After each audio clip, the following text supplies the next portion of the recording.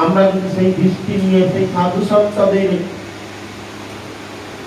অধীনস্থ হয়ে তিনাদের কৃপা ভিক্ষা করে তিনাদের অধীনস্থ হয়ে যদি ধামে যাই, ধামের মহিমা শ্রবণ করে সেই দর্শন করি, তবেই তার সার জিনিস উপলব্ধি করতে পারবো, দর্শন করতে পারবো। আজকে যত মঠ মন্দির সমগ্র পৃথিবীতে রয়েছে, সেখানে ভোগ রান্নাশাল সাধারণ ভক্তরা, গৌরীয় ভক্ত যারা এখানে শিষ্ট, তারাও পৌঁছতে পারবে না, তাদেরও যাওয়া হবে না। কারণ অনেক নিয়ম নিষ্ঠার ব্যাপার আছে। বাইরে থেকে আমরাও গেলে আমাদের যে পোশাক পরিচ্ছদ, এই পোশাক পরিচ্ছদ করে না মন্দির, না ভোগশালা, না প্রসাদী বলে ঢুকতে পারবে। আর সেই জায়গায় বাইরে ভোগ রান্না হচ্ছে খোলা মাঠে, আর পাদুকা পরিধান করে তামসিক আহারকারী ব্যক্তি, তামসিক ভাবপূর্ণ ব্যক্তি সর্বত্র বিচরণ করছেন। আর ঠাকুরকে নিয়ে গিয়ে একটা ব্যবসার মতো যেখানে সেখানে বসে দিয়ে আমরা সেবা অপরাধের মধ্যে পড়ে যাচ্ছি। তো প্রসাদ তো দূরের কথা, ওখানে সেবা অপরাধে আমরা পড়ে যাই।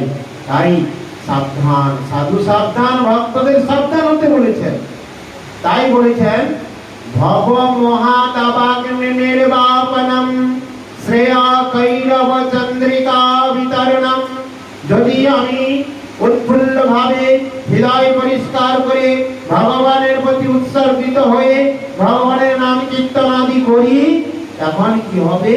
তবেই শ্রেয় কৈরব, শ্রেয় কৈরব, যে বস্তুটার জন্য আমাদের আরাধনা, যে বস্তু পাওয়ার জন্য সাধক এত সাধন করতেছে, সাধ্যকে লাভ করা, অর্থাৎ কৃষ্ণ প্রেম, সেই কৃষ্ণ প্রেম হৃদয়ে সঞ্চারিত হবেই হবে। তাই গোবিন্দ তাই বলছেন শ্রেয়া কৈরব চন্দ্রিকানাম বিদ্যাবতু জীবনম। তখন আপনার অটোমেটিক, কিছুদিন পূর্বে নন্দস্বামী বর্তমান লন্ডনে আছেন, তিনি প্রসঙ্গক্রমে বলেছিলেন, জানি না তিনি কি ভাবাবিষ্ট হয়ে কথাটা বলেছিলেন, তো তার দুদিন পূর্বে কথা হয়েছিল আমার। তারপরে তিনি একটি পাঠ করতে করতে বলেছিলেন যে প্রভুপাদের, ভক্তি সিদ্ধান্ত সরস্বতী গোস্বামী প্রভুপাদের অনেক শিষ্য, অনেক রথী মহারথী মহারাজগণ ছিলেন। পতিত পাবন প্রভু নামে একজন সেবক ছিলেন, যার মধ্যে জাগতিক বিদ্যা বুদ্ধি যার মধ্যে ছিল না। কথার অর্থ কোন ডিগ্রি যার মধ্যে ছিল না। বর্তমান সমাজে শিক্ষার অহংকার তারাই করেন যাদের মধ্যে ডিগ্রি আছে, বিভিন্ন ডিগ্রি, বিভিন্ন বিষয় পিএইচডি আদি করেছেন, তো তারা তাদের শিক্ষার আধিপত্য আদি দেখান। তো সেই পতিত পাবন প্রভু, তার মধ্যে তিনি নন ম্যাট্রিক ছিলেন, মাধ্যমিক পাশও ছিলেন না। কিন্তু প্রভুপাদের অকৃত্রিম ভালোবাসা, প্রভুপাদের প্রতি তার এতটাই উৎসর্গিত ছিলেন, এই যে কথা বলছেন না, মুখম করতি বাচলং কুঙ্গুর লঙ্ঘয়তি গিরিম যৎ কৃপাতমহং বন্দে শ্রীগুরুদেবতারম কি পরমানন্দ মাধব। অর্থাৎ ভক্ত কিংবা ভগবানের কৃপা হলে যে পঙ্গু ব্যক্তি, সেও গিরিকে লঙ্ঘন করতে পারে। আবার মুখম করতি পারে, মূর্খ ব্যক্তিও সে পাণ্ডিত্য প্রকাশ করতে পারে। তো সেই পতিত পাবন প্রভু ছিলেন, তিনি এত গুরু কৃপা, এত বৈষ্ণবগণের কৃপা তার প্রতি বর্ষিত হয়েছিলেন যে তিনি যখন হরি কথা বলতেন, কোন শ্রোতা মুখ ফিরিয়ে চলে যেতে পারতেন না। এত সুন্দর, যেন ভগবান সাক্ষাৎ তার মুখ দিয়ে মানে কথা রূপে বেরোচ্ছেন। এতটাই ভগবত কথা, এত সুন্দর ভাবে তিনি হরি কথা বলতে পারতেন, কিন্তু তার মধ্যে বিদ্যা বুদ্ধি ছিলেন না। তাই বলছেন বিদ্যা বোধু জীবনম আনন্দম বৃদ্ধিবর্ধনম। তখন মনের মধ্যে এমন একটা আনন্দের উপলব্ধি হবে, কৃষ্ণ প্রেম, কৃষ্ণ প্রীতি, কৃষ্ণ সেবা, কৃষ্ণ নাম, এই যে মধ্যে আনন্দ, এর মধ্যে যে প্রেম, যে প্রেমের টানে লোক কোটি কোটি টাকা খরচা করে বিদেশ থেকে দোল পূর্ণিমায় নবদ্বীপ পরিক্রমায় এসে যায়, আর আমাদের বড় দুর্ভাগ্য, আমরা মাত্র ট্রেন টিকিট 40-45 টাকা, মাত্র 1500 কি 2000 টাকা হলে আমরা সুন্দরভাবে পরিক্রমা করতে আসবো, সেটাই আমাদের কপালে জুটে না। আমরা বলি কি সমস্যা, কে বলে অর্থনৈতিক সমস্যা, কে বলে আমার পারিবারিক সমস্যা, কে বলে শারীরিক সমস্যা।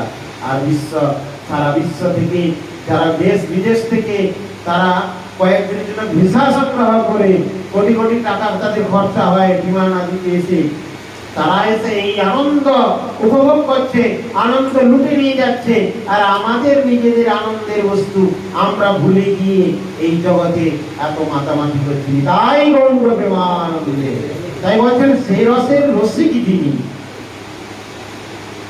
আনন্দম মূর্তি বর্ধনম প্রদীপদম পূর্ণামৃত আস্বাদনম।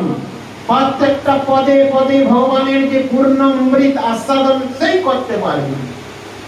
এই আস্বাদন তার, যিনি তার প্রতি শরণাগত হন না, যিনি তার প্রতি উৎসর্গিত হন না, তিনি এই আনন্দ উপলব্ধি করতে পারবে না। প্রেমান, তাই বলছেন পূর্ণামৃত আস্বাদনম সর্বাত্মা শ্রবণম বিজয়তে পরম বিজয়তে শ্রীকৃষ্ণ সংকীর্তনম। পরম বিজয়কারী, পরম আনন্দময় উৎসর্গিত শ্রীকৃষ্ণ সংকীর্তন, এতে নাম সংকীর্তন নৃত্য, অতএব নাম সংকীর্তনের আনন্দ তারাই উপলব্ধি করবে যারা নাম সংকীর্তনের মধ্যে ডুবে থাকবেন। যারা নাম সংকীর্তনের প্রতি কি হবে, নিজেকে তার প্রতি সমর্পিত হতে হবে। তিনি গোপ্তা, তিনি পালয়িতা, তিনি আমার রক্ষাকর্তা। সর্বগুণ শরণাগতি কয় প্রকার, এইটা বলেই আমরা আজকে অনেক দূর থেকে অনেক এসেছি, তাই তো। শরণাগতি কয় প্রকার ভগবানের? 6 প্রকার। সরঙ্গ শরণাগতি হইবে যাহার, তাহার প্রার্থনা শুনেন শ্রীনন্দ কুমার। তাহলে কটা শরণাগতি? 6টা। আনুকূল্যস্য সংকল্প প্রাতিকূলস্য বিবর্জনম, রক্তিসাদিতে বিশ্বাস ভোক্তৃত্বে বর্ণম, আত্মনিক্ষেপে কার্পণ্যে সর্ববিধা শরণাগতি। এই বিষয়গুলো আমাদের জানতে হবে। আনুকূল্যস্য সংকল্প, এই নম্বর শরণাগতি। ভগবানের ভক্তির অনুকূল হলে আপনি স্বীকার করুন, অন্যথা নহে। তাহলে যে কার্য অনুকূল হবে সেটাই স্বীকার করতে হবে। আর প্রতিকূলস্য বর্জনম, দ্বিতীয় হচ্ছে প্রতিকূলটাকে বর্জন করতে হবে। পুত্র স্নেহ ভালো, কিন্তু পুত্র যদি ভজনের বিঘ্ন ঘটায় তাকেও ত্যাগ করতে হবে। বিভীষণ তার পিতৃতুল্য ভ্রাতা যাকে এতটা মেনেছিলেন, সেই রাবণকেও পরিত্যাগ করলো না? করছে না, করেনি? তাহলে পরিত্যাগ করতে হবে। যদি প্রতিকূলের কেউ হয়, স্ত্রী হতে পারে, স্বামী হতে পারে, পুত্র হতে পারে, সেখান থেকে পরিত্যাগ করতে পারছেন। তাহলে 1 নম্বর সংকল্প হচ্ছে আনুকূল্যস্য সংকল্প, দ্বিতীয় হচ্ছে প্রতিকূল্যস্য বর্জনম, প্রতিকূল ভাব থেকে পরিত্যাগ করতে বলছেন। আর তৃতীয় রক্ষিষ্যাতিতে বিশ্বাস, রক্ষিষ্যাতিতে বিশ্বাস। আমার রক্ষাকর্তা কে আছে? একমাত্র ভগবান, বৈষ্ণবগণ। দৃঢ় বিশ্বাস, এখানে কোনো কম্প্রোমাইজ নেই, কোনো চিন্তা নেই। জগতে কে কি বললো কখনো চিন্তা করে লাভ নেই। কে কি বললো, কে কি ভাবলো, এটা ভাবলে আপনি যেতে পারবেন না। আমার রক্ষাকর্তা একমাত্র ভগবান, গুরু বৈষ্ণবগণ। রক্ষিষ্যতে বিশ্বাস, দৃঢ় বিশ্বাস।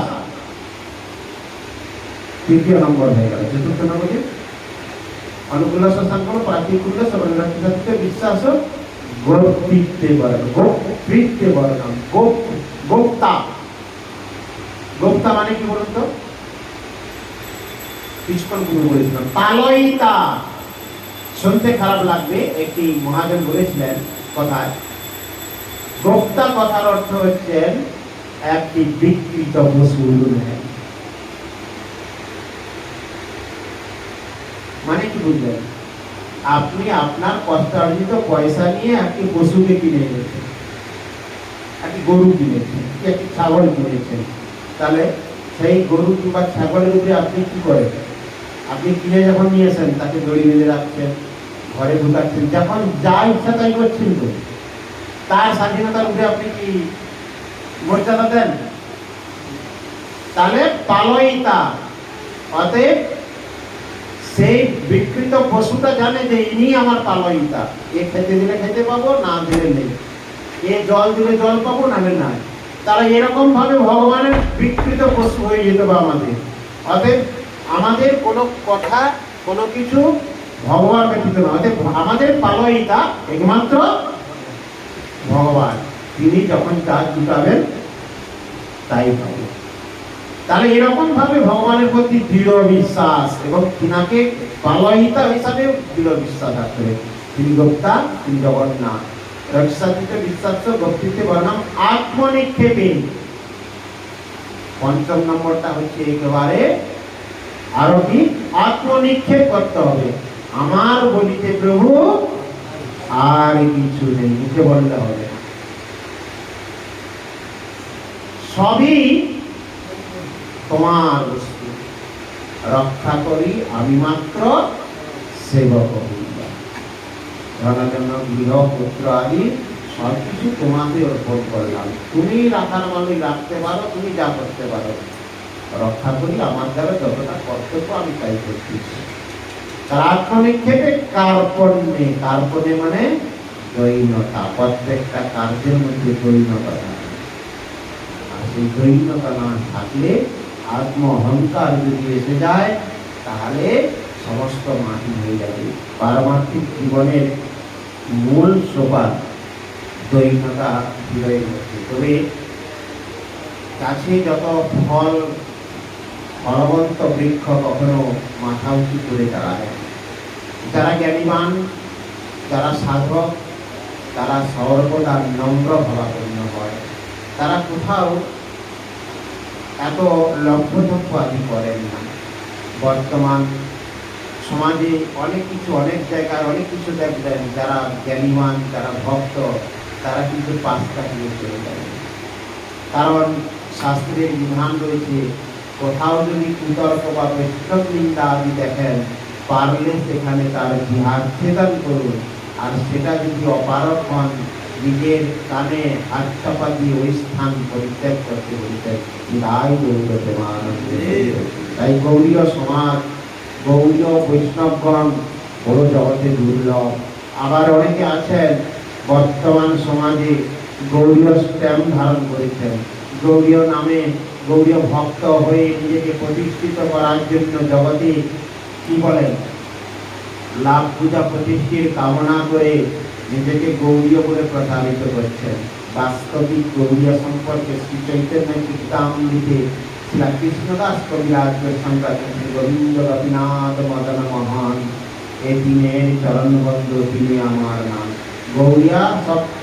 গৌড়ীয় কথার অর্থ যারা গোবিন্দ গোপীনাথ মদন মোহনের প্রতি উৎসর্গিত হয়েছেন, সম্বন্ধ অভিযায়ী প্রয়োজনাত্মক ভগবানের প্রতি নিবেদিত হয়েছেন, যারা তিন কণ্ঠী ধারণ করে সেই সম্বন্ধ অভিযায় ও প্রয়োজনাত্মক ভগবানের প্রতি নিবেদিত হয়ে এই জগতে আচরণশীল হয়ে জীবনযাপন করছে, আমনায় ধারায়, আমনায় গুরু পরম্পরায় তাদের তারা হরিনামাশ্রিত করে দীক্ষা গ্রহণ করে ভজন সাধনে রত হয়েছেন। বাস্তবে তারা একেই গৌরীয় বলা হয়। তাই গৌর প্রেমানন্দে হইব। পরবর্তী সময় আমরা যদি স্মরণ করতে পারি, এখন এই সমস্ত অভিযান প্রয়োজনাত্মক এই তিন দেবতা এবং এর প্রকৃত তাৎপর্য বিষয়ে আমরা পুনরায় আলোচনা করব। ওম যদক্ষরং পরিভ্রষ্টং মাত্রহীনং চ যদ্ভবেৎ পূর্ণং ভবতু তৎসর্বং তৎপ্রসাদ জনার্দনঃ। বৈষ্ণাকল্পতরুভ্যশ্চ কৃপা সিন্ধুভ্যঃ এব চ পতিতানাং পাবনেভ্यो वैष्णवेभ्यो नमो नमः। দামোদর মাস চলছে তো সব দামোদর ব্রত করেছেন। দামোদর ব্রত বিশেষ করে এই কথাটা অত বললাম না। দামোদর মানে পুরুষোত্তম ক্ষেত্র। পুরুষোত্তম ক্ষেত্র কোথাকে বলা হয়? নীলাচল ধাম, শঙ্খতীর্থ, শ্রী জগন্নাথ। পুরুষোত্তম মাস সম্পর্কে আলোচনা করার সময় হলো না, আমরা বিস্তারিত হলো, তবে শুধু জগন্নাথের একটা স্তব করে নিই। আপাতত আমরা পুরুষোত্তম ক্ষেত্রে কিছু সময়ের জন্য নিজেরা গমন করতে পারি।